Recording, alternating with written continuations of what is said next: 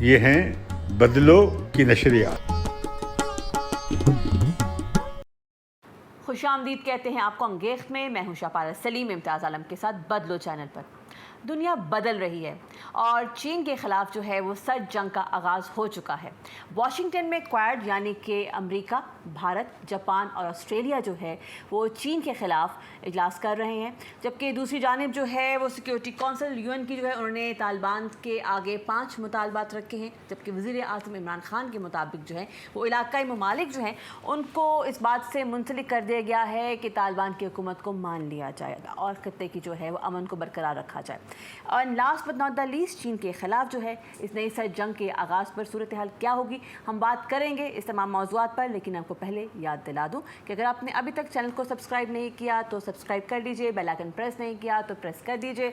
और इमरान खान साहब की जो बात आप सुन रहे हैं तालिबान के हवाले से, आप क्या कहना चाहेंगे इस पर? मैं समझता हूँ कि इमरान खान ने एक सही ट्विस्ट दिया है, एक थोड़ा सा रुख बदला है। अच्छा। मुझे बड़ी तशवीश थी कि हम बहुत भागे फिर रहे थे दुनिया में, और अब भी भागे फिर रहे हैं कि तालिबान को मानो, तालिबान की हुकूमत को मानो, तालिबान की हुकूमत को मानो।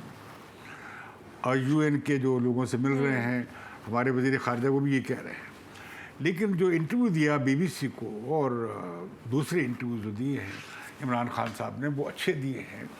उनकी चूँकि ये जो दोशंबे में इजलास हुआ था, उन्होंने वहाँ पे ताजिकिस्तान के सदर से मुलाकात की, वहाँ पे उज़्बेकिस्तान के सदर से मुलाकात की, ईरान के सदर से मुलाकात हुई, चीनी वज़ीर ख़ारिजा से मुलाकात हुई और रूसी वज़ीर ख़ारिजा से मुलाकात हुई। तो वहाँ पे इत्तफ़ाक़ ये हुआ कि ये सब मिलकर कदम उठाएंगे। अकेले से पाकिस्तान अफ़गानिस्तान की हुकूमत को तस्लीम नहीं करेगा। क्योंकि डर ये था कि पिछली बार जब ये हुकूमत आई थी तालिबान की, तो पाकिस्तान और 2 और मुल्क थे, यानी कुल 3 मुल्कों ने तालिबान की हुकूमत को तस्लीम नहीं किया था और हम बिल्कुल तालिबान के साथ नत्थी हो गए थे। और फिर 9/11 हो गया, उसकी वजह से हमारे ऊपर पूरा बोझ आ गया। तो अब की बार हम देख रहे हैं कि अभी तो हमें अंदाज़ा नहीं है। इमरान खान ने अपने इंटरव्यू में बार बार कहा है पता नहीं कल को क्या होगा अफगानिस्तान में, और वो बार बार ये कह रहे हैं कि जब तक वसीउल बुनियाद हुकूमत नहीं बनेगी तो सिविल वार का ख़तरा है, आदमी इस्तेकाम का शिकार हो सकता है। ये जो 3 लाख के करीब फौजी ट्रेन थे और ये जो मिलिशियाज थी और ये वेरियस जहादी ग्रुप्स थे और ये जो वारलॉर्ड्स ग्रुप्स थे, आपके ख्याल है कितने दिन खामोश रहेंगे अगर कोई ऐसा सिस्टम नहीं बनता जिसमें सारे आकर अपना अपना हिस्सा लेकर स्टेक होल्डर बन के नहीं बैठेंगे, हिस्सेदार नहीं बनेंगे, तो अफगानिस्तान में क्राइसिस बनेगा। तालिबान के अंदर भी फूट नज़र आती है, इख्तलाफ नज़र आता है। जो लोग सियासी दफ्तर से मुंसलिक थे, मुल्ला बरदार हो गए या उनके अभी नायब वज़ीर ख़ारिजा बनाए हैं, उन्हें पीछे कर दिया गया है।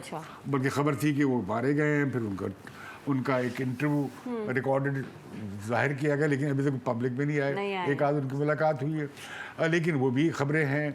और मैं तो हैरान हो गया कि वहाँ पे एक जनरल है उनके, उन्होंने इमरान खान के ख़िलाफ़ बड़ा सख्त तहरीर की है एक टेलीविज़न पे बैठकर कि इमरान खान तो खुद सिलेक्टेड है, हम तो नहीं कहते, लेकिन पाकिस्तान में ये है, अगर हमारे अफ़गानिस्तान के मामले में जो बातें इमरान खान कर रहे हैं अगर वो करेंगे तो फिर हम पाकिस्तान में मुदाखलत करेंगे। आपको याद है कि तहरीक तालिबान पाकिस्तान के हवाले से उनके जो स्पोक्समैन हैं उन्होंने क्या कहा था? उन्होंने कहा था ये मामला पाकिस्तान का और तहरीक तालिबान पाकिस्तान का है और वहाँ के उलमा का। बिल्कुल। वो ये नहीं कहा उन्होंने कि भाई अगर पाकिस्तान के उलमा को फतवा जारी कर देंगे तो उसे मान लेंगे, बल्कि ये भी नहीं कहा कि हम यहाँ से निकाल देंगे। तो मैं समझता हूँ कि पाकिस्तान के अपने खदशात हैं। और ये कि तालिबान अब पाकिस्तान की कोई प्रॉक्सी है, ये अफगानों के बारे में आप ये तसव्वुर छोड़ दें। हमने बड़ी प्रॉक्सी बना के देख ली, लेकिन हमने हर ये जो 7 मुजाहिदीन ग्रुप थे, हमने हर एक के पैसे लगाए, हर एक को घोड़ा बनाया और हर एक हमारे खिलाफ हो गया। अब अफगानिस्तान में हमारी 40 लाख लोग रखने के बावजूद, अफगान महाजर रखने के बावजूद और इतना सफ़र करने के बावजूद पाकिस्तान के लिए हमारी बड़ी कम है। खुद तालिबान के लीडर का बयान सुन लें जो उसने दिया है इमरान खान के हवाले से, जिसकी मजम्मत करनी चाहिए। इमरान खान का मुदाखलत कर रहे थे, इमरान खान भी वही बात कर रहे थे जो कि सारे खित्ते के मुल्कों ने की है। जो अब जो यूएन की सिक्योरिटी काउंसिल ने क्या कहा है? बिल्कुल, मैं जानना चाहती हूँ कि यूएन की जो सिक्योरिटी काउंसिल ने 5 शराइ जो रखी वो क्या है? वो कहते हैं ये हुकूमत आपकी इंक्लूसिव नहीं है। ठीक है। अभी जो उन्होंने उज़्बेक और ताजिक शामिल किए हैं वो भी तालिबान हैं। ओके, अच्छा। भाई आप उनके बड़े लीडर्स को लें, ताजिकों के, हज़ारास के, उज़्बेक्स के, प्रॉपर रिप्रेजेंटेशन उनकी वहाँ पे कुछ 14 नेशनैलिटीज रहती हैं, ठीक है। उन्हें नुमाइंदगी दें, औरतों को नुमाइंदगी दें। एक तो ये है कि भाई हुकूमत इंक्लूसिव नहीं है, वो कहते हैं होगी, ये बुरी है वगैरह, लेकिन दुनिया इनसे बिजनेस नहीं करना चाहती। ठीक है। दूसरी बात यह है कि वो कहते हैं जी इंसानी हकूक, औरतों के हकूक, ये आप पूरे करें। तीसरा ये कि आपका मुल्क जो है दहशतगर्दी के खिलाफ इस्तेमाल नहीं होगा। चौथा ये है कि इंटरनेशनल एड की जो एजेंसीज हैं उन्हें वहाँ काम करने के लिए माहौल दिया जाए, हालात दिए जाए। तो ये 4-5 मुतालबात नेशनल सिक्योरिटी काउंसिल, यूएन की सिक्योरिटी काउंसिल ने कर दी हैं, जिसमें चीन का इतफाक भी है, रूस का इतफाक भी है। ये नहीं है कि इसमें झगड़ा है। ठीक है। इमरान खान ही वही बात कर रहे हैं, हमें इंटरनेशनल कम्युनिटी के साथ चलना चाहिए। मैं समझता हूँ कि इमरान खान ने जो ये राय ली है, ये साहिब राय ली है, और इस पर कीड़े निकालने की जरूरत नहीं है, बल्कि इस पर कायम रखना चाहिए। अच्छा। और हमारी सिक्योरिटी इस्टेब्लिशमेंट को भी इमरान खान की इस बात पे खास तवज्जो देनी चाहिए। अच्छा, मुझे बताइएगा, ये जो क्वाड का इजलास हो रहा है वाशिंगटन में, इसके सर ने बात भी की है, चीन के खिलाफ कोल्ड वॉर की बात कर रहे हैं, इस पर क्या कहेंगे आप? हाँ, ये देखें ना अब इस वक्त क्या हो रहा है कि बड़ी धूम बिछी हुई है मोदी के दौरे की। मोदी वाशिंगटन में है, 3-4 दिन वहाँ रहेंगे, वो दुनिया के टॉप बिजनेसमैन से मिल रहे हैं, उनकी वाइस प्रेसिडेंट से हैरिस से मुलाकात हुई है, आज उनकी मुलाकात होने जा रही है, हो चुकी होगी जब तक आप हमारे नाज़रीन ये प्रोग्राम देखेंगे बाइडन के साथ। ये 4 मुल्क हैं जिन्होंने क्वाड बनाई है। क्वाड का मतलब 4, जिसमें अमेरिका है, भारत है, जापान है और ऑस्ट्रेलिया है। ये एशिया पैसिफिक रीजन को, जिसे इंडो पैसिफिक भी कहा जाता है, उसमें साउथ चाइना सी में चाइना की जो नकलो हरकत है और चाइना को कंटेन करने, घेरा डालने और चाइना पे दबाव डालने के लिए हो रहा है। ठीक है। इसमें यूरोप भी शामिल है। अच्छा। यूरोप भी कहता है कि एशिया पैसिफिक में हमारा किरदार है, नेटो का भी किरदार है। ठीक है। लेकिन अब इसमें एक नया शोशा आ गया। वो क्या? ऑस्ट्रेलिया, यूके और अमेरिका। ठीक है। UK US. ठीक है। एक 3 मुल्कों का एक महाज बना है। अच्छा। ये भी बना है एशिया पैसिफिक के हवाले से। अब अमेरिका और बरतानिया देने जा रहे हैं 8 न्यूक्लियर फ्यूल्ड आप दोजे, ठीक है, ऑस्ट्रेलिया को। ओके। और जिससे एक नई रेस शुरू हो जाएगी। लेकिन न्यूजीलैंड ने कहा था कि गड़बड़ क्या हुआ? गड़बड़ ये हुआ कि ये सौदा कुछ 56 अरब डॉलर का फ्रांस का और ऑस्ट्रेलिया के दरमियान हुआ था। ओके, तो बाईपास कर लिया उन्होंने। अब उन्होंने अमरीकियों ने और ऑस्ट्रेलिया ने और बरतानिया वालों ने उन्हें फ्रांसीसियों को खबर ही नहीं होने दी। ठीक है। उन्हें पता लगा जब वो ऐलान हो गया। ओके। उन्होंने कहा भाई दिस इज ये तो हमारी कमर में छुरा घोंपा गया है। हाँ। और इत्तेहादियों में ऐसे नहीं होता। उनके वजीर खारजा, वजीर दफा ने कहा। अब बड़े सरदमेरी और बल्कि फ्रांस ने अपने सफ़ीर बुला लिए वापस ऑस्ट्रेलिया से भी और वाशिंगटन से यानी अमेरिका से भी। ठीक है।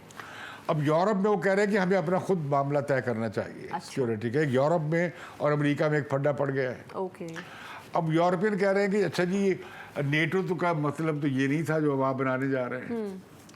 ये जाके हमने सारी जंगें लड़ी हैं अफगानिस्तान में, इराक में, ये तो नेटो का मैंडेट नहीं था। नेटो तो यूरोप के लिए बना था, वारसा के खिलाफ बना था।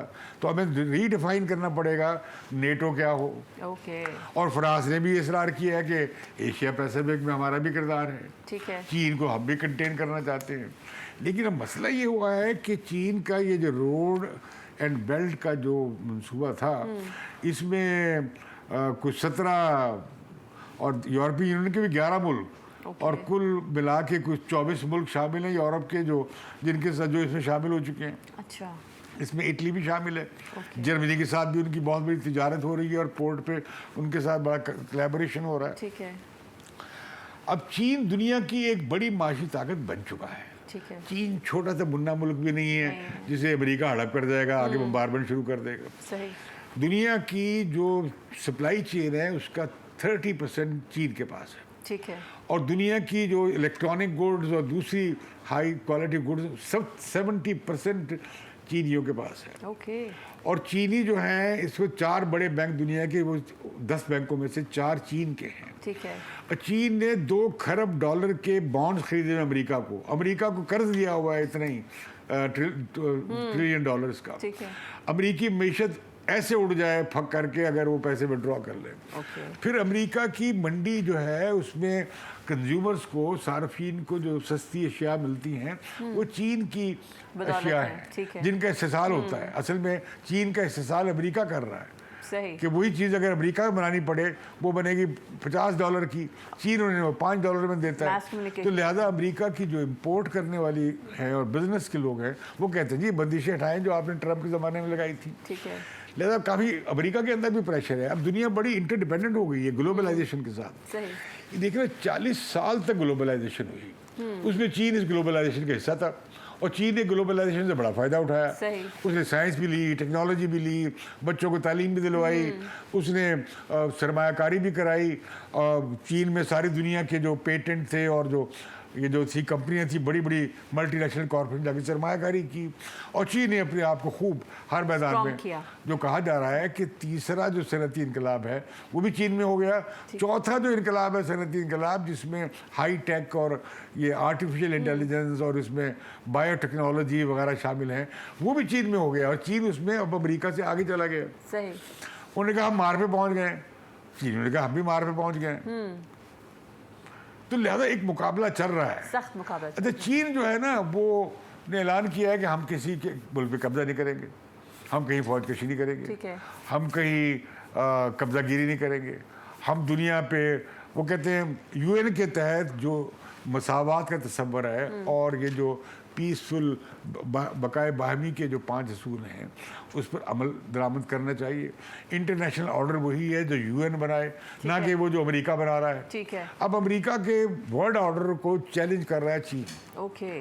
वो कहता है कि ये यूएन का जो ऑर्डर है जो सारे मुल्कों का है और सब मुल्क मसावी हैं, सही, वो ऑर्डर चलेगा। तुम्हारा ये जो तुमने गैंग अप किया हुआ है और जो गुंडागर्दी की हुई है ये हम नहीं मानते हैं इंटरनेशनल ऑर्डर। अब ये मसला क्या हो गया है कि ये अमेरिका की मुनाफरी तोड़ दी है। ठीक है। अब चीनी जो है ना कहते हैं कि जो क्रिप्टो करेंसी ला रहे हैं, हाँ वो कहते हैं कि तिजारत जो है ना होनी चाहिए। अभी भी हमारी जो ये मीटिंग हुई है सी पैक पे, उन्होंने कहा चीनी करेंसी और पाकिस्तानी रुपए में करते हैं। वो डॉलर की जो एम्पायर है उसे भी तोड़ना चाह रहे हैं। और ये जो इंटरनेशनल फाइनेंशियल इंस्टीट्यूशन बने थे, वर्ल्ड बैंक, IMF, उनके मुकाबले में उन्होंने अपने इदारे भी बनाने शुरू कर दिए हैं कि इनकी इजारादारी न रहे। तो ये बड़ी खौफनाक जंग है। ये जब मोदी साहब अब सवार हो गए हैं इनकी कश्ती पे, उनका ख्याल है कि पाकिस्तान के खिलाफ हमें मदद मिल जाएगी। ठीक है। उनका ख्याल है कि चीन के दबाव को मुकाबला करने के लिए हमें अमेरिका की छतरी मिल जाएगी। सही। हम बहरे हिंद में और इंडो पैसिफिक एरिया में हम भी एक जमादार, एक चौकीदार, पुलिसमैन बन सकते हैं। तो लेकिन इंडिया चाइना के साथ कम्पीट नहीं कर सकता। इंडिया की मीशत में और चाइना की मीशत में 1-6 का फ़र्क है। अच्छा, ओके। उन बल्कि ज़्यादा है, वो है 1-10 का फ़र्क। अच्छा, ओके। और ये फ़र्क बढ़ता जाएगा। अगले 12 साल में चीन की मीशत डबल हो जाएगी। ठीक है। अमेरिका को पीछे छोड़ जाएगा। अच्छा। और इंडिया की होगी वो मुश्किल 6, उनकी कोई 50-60 खरब डॉलर के करीब हो जाएगी।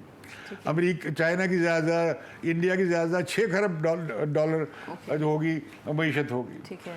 तो लिहाजा जो है ना चीन, इसमें फिर ये होगा कि हिंदुस्तान पाकिस्तान के ताल्लुकात ख़राब ही रहेंगे। अच्छा।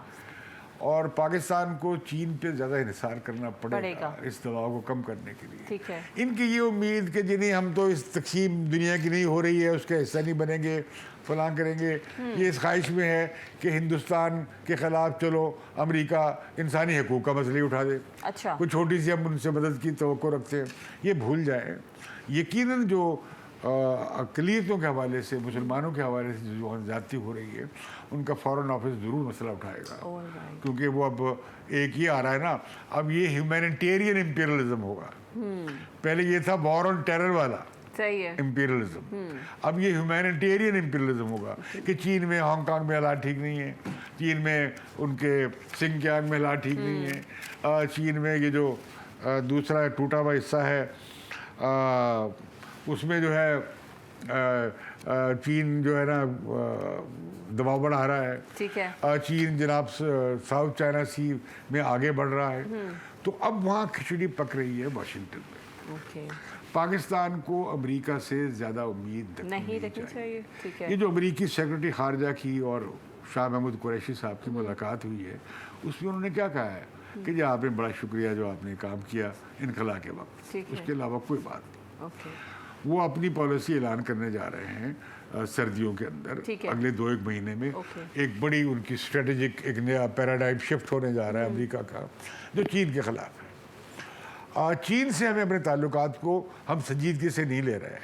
ठीक है। अभी जो हालिया मीटिंग हुई है कोऑर्डिनेशन कमेटी की, ये 2 साल के बाद हुई है, जो बड़ी अफसोसनाक बात, ज़्यादा टाइम पे होनी चाहिए। और हमारा कोई, मैं तो हैरान हूँ कि हम अपना काम ही नहीं कर रहे। अभी तक वो रेलवे का मंसूबा शुरू नहीं हुआ। वो कहते हैं जी ज़राअत में कॉर्पोरेशन करेंगे, वो कहाँ है? आपके ख्याल में डिले की वजह क्या है? हम, हमारी ब्यूरोक्रेसी और हमारा प्राइवेट सेक्टर और हमारी माफियाज नहीं चाहती। सही। इनका दिल अमेरिका के साथ ही है, इनका दिल मगरब के साथ ही है। तो चीन के साथ हम उनसे हमें टेक्नोलॉजी मिल सकती है, उनसे हमें जदीद टेक्नोलॉजीज जो हमें नहीं मिल रही वो मिल सकती हैं। ज़राअत हम बदल सकते हैं, सनतकारी हम कर सकते हैं, ये जो हमने इकोनॉमिक जोन बनाने जा रहे हैं उसमें बड़ा कुछ कर सकते हैं। हम तरबियत के हवाले से, टेक्नोलॉजी के हवाले से, अपने नो हाउ के हवाले से, अपनी ज़राअत के हवाले से, अपनी मादनियात के हवाले से बड़ा कुछ। There is no limit. और चाइनीज़ तैयार हैं, और उसमें सिर्फ मैं समझता हूँ कि ये जो हमारे जैसे तो सी पैक सेक्रेटेरिएट ही चल रहा, कितने एक्सपर्ट हैं हमारे पास सी पैक के, हमारे सी पैक सेक्रेटेरिएट बैठे हुए, हमारी तवज्जो ही नहीं है। हम नए नए शोबे बनाते जाते हैं। अभी हम जंग लड़ रहे हैं सोशल मीडिया के ख़िलाफ़ जंग के लिए। अब मैंने देखा है इंफॉर्मेशन के हवाले से भी कोई एक प्रोटोकॉल साइन किया है चीन के साथ। इनकी नज़र वहाँ पे कि चीन कैसे सेंसरशिप चलाता है, हमें उसमें इंटरेस्टेड है। ये इंटरेस्टेड इस बात पे नहीं है कि हमारे ज़राअत की पैदावार जो है ना पर एकड़ बढ़ जाए। ये इसमें इंटरेस्टेड नहीं है कि यहाँ इंफॉर्मेशन टेक्नोलॉजी का इस्तेमाल हम इंडस्ट्री में लेकर आए, कारोबार में लेकर आए, बिजनेस में लेकर आए। इनका आबादी को कैसे कंट्रोल करो। ठीक। और ज़्यादा मिलिट्री स्फीयर में, फौजी स्फीयर में कर लेंगे। लेकिन मैं समझता हूँ कि हमें बहुत बड़ी एक एक्सपर्टीज़ चाहिए। हमारा फॉरेन ऑफिस बहुत पुराना हो गया है। हमारे पास बिजनेस और ट्रेड और जदीद मईशत के हवाले से माहिरी नहीं है, ख़ास तौर पर सी पैक में हमारे पास कुछ भी नहीं है। तो मैं समझता हूँ कि दुनिया बदलने जा रही है, दुनिया में सर जंग शुरू हो गई है, चीन के खिलाफ महाद होने जा रहा है। लेकिन चीन फौज कशी में नहीं आएगा, चीन अपनी फौजें नहीं भेजेगा, ना अफगानिस्तान में नहीं कहीं और। 1000 से ज़्यादा अमरीकी फौजी अड्डे हैं दुनिया में। चीन का एक छोटा सा कम्युनिकेशन का उन्होंने बनाया था बंदरगाह डिजिबोटी में, कहते जी चीन बड़ा जी दुनिया में। वो भाई वो ज़्यादा से ज़्यादा वहाँ पे चूँकि बड़े डाके पड़ते थे बहरी जहाज़ों पे, तो उन्होंने एक वहाँ पे एक बना दी ऑब्जर्वेटरी। 1000 उनके हैं अड्डे अमेरिका के। 3,47,000 फौजी लगाए हुए हैं उन्होंने साउथ चाइना सी में। ठीक है। और फिर अब उसमें फ्रांस के भी है, बरतानिया के भी है, बहरी बेड़े वहाँ गए हुए हैं। अब भारत भी शामिल होने जा रहा है, ऑस्ट्रेलिया को। अब मतलब वो तैयारी हो रही है चीन ने 2048 तक, जब 49 तक, जब चीन की आज़ादी के 100 साल पूरे होंगे, तो चीन एक तरक्की याफ्ता सोशलिस्ट मुल्क होगा। ठीक है। उनका ये है टारगेट।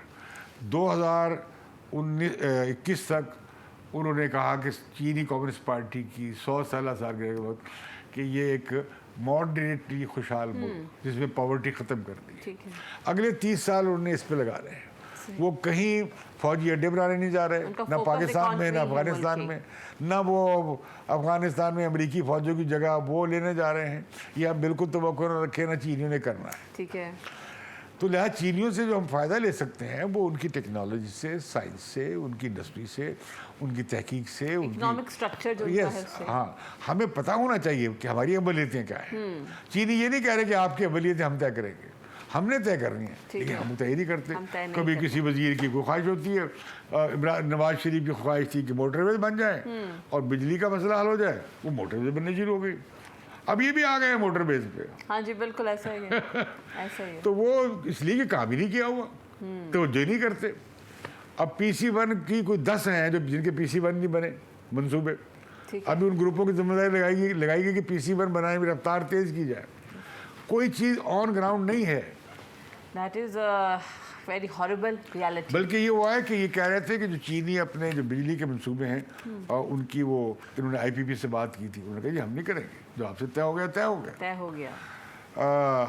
तो लिहाजा ये जो है जो हम तय करें, जो हम सोच विचार करके करें, तहकीक करके करें, उनकी फाइनेंशियल वायबिलिटी देख के करें, तो दुनिया के हालात बड़े बदल रहे हैं।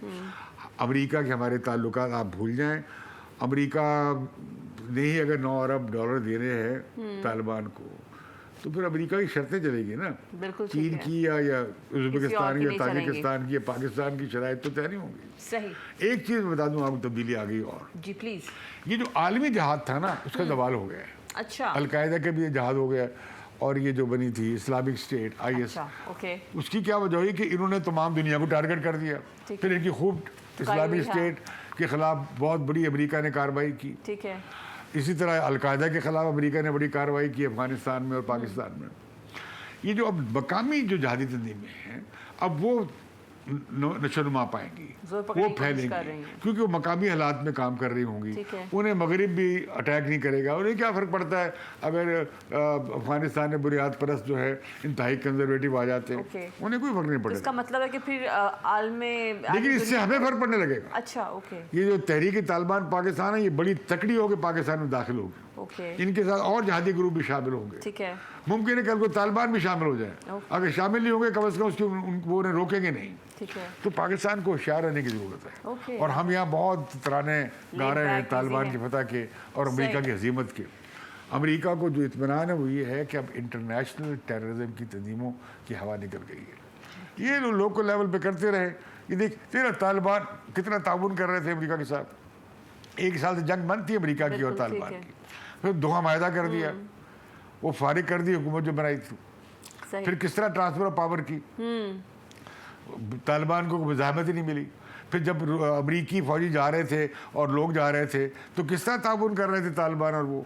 अब उन पर हमला कर रहे हैं ये वाले दाश वाले ओके। कि देखो ये अमरीकियों की पुलिसमैन बन गए, देखो ये अमरीकियों ने कोऑप्ट कर लिया। अब अंदरूनी अब उनके अंदर भी ये लड़ाई चल रही है, उनके अंदर भी लड़ाई चल रही है। जो कहेंगे देखें जी ये तो इस्लाम के खिलाफ है, ये तो आपने असल जहादी रास्ते से हट गए हैं, ये तो समझौताबाज हो गए हैं, तो मौका परस्त हो गए हैं। जिस तरह का वो जर्नैल का बयान नहीं आया, मुबीन क्या नाम है उसका, इमरान खान के खिलाफ, ये उनके अंदर बड़ी सोच है। जो ही वो समझौता करना चाहेंगे अब उनकी ज़रूरत है। आलमी बिरादरी में वो परिया बन जाएंगे, वो उन्हें कहा जाएगा इन्हें हाथ न लगाओ, अच्छा। इन्हें बिल्कुल ब्लॉकेट कर दो। अगर ये तालिबान ने अपने चलन ठीक ना किए बतौर हुकूमत ही चल सकेंगे, जहादी तंजीम भी टल जाएंगे, लेकिन बतौर हुकूमत के चलेंगे तब जब दुनिया के जो ज़वाबित है और इंटरनेशनल लॉ को फॉलो करते हैं। फॉलो करेंगे। सही, बिल्कुल सही। थैंक यू सो मच, बहुत शुक्रिया आपका, आपके इस तजज़े का। इसी के साथ वक्त हुआ जाता है कि आपसे इजाज़त ली जाए। मुझे यानी कि शापारा सलीम और इम्तियाज़ आलम को इजाज़त दें। अल्लाह हाफ़िज़।